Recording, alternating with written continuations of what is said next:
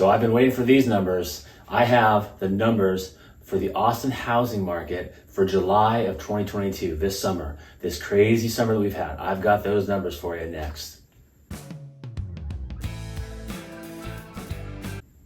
My name is Jeff Miller. I'm a residential real estate specialist here in the greater Austin area.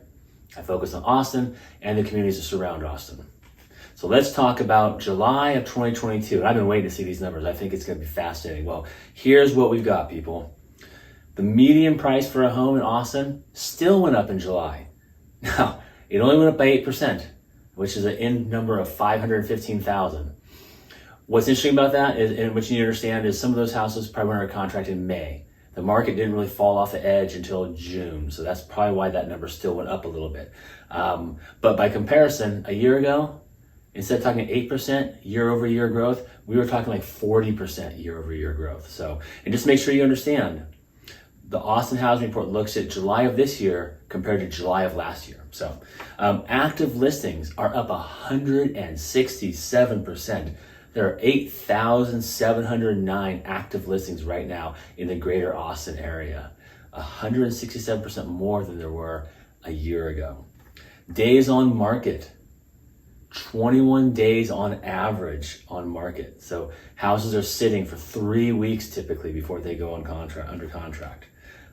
Closed houses that have sold in July of 2022, down 28.3% compared to houses from a year ago. So 2,849 homes. So you think about that. There's 167% more listings.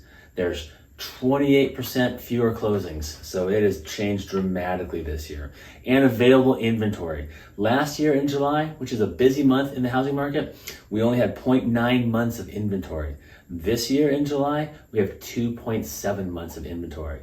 So yes, inflation, interest rates have really shown, they show in the numbers, right?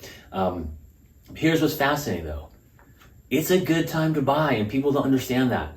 These numbers might scare you, and clearly they've scared a lot of people because a lot of people have stepped back.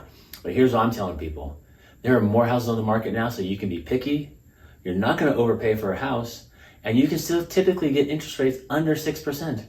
In a normal market, 5 to 7% is a normal market. We've had crazy available the last couple of years with 3.5%.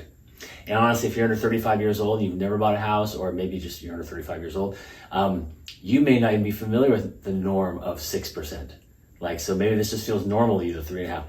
Most experts say we're not going to see 3.5% again.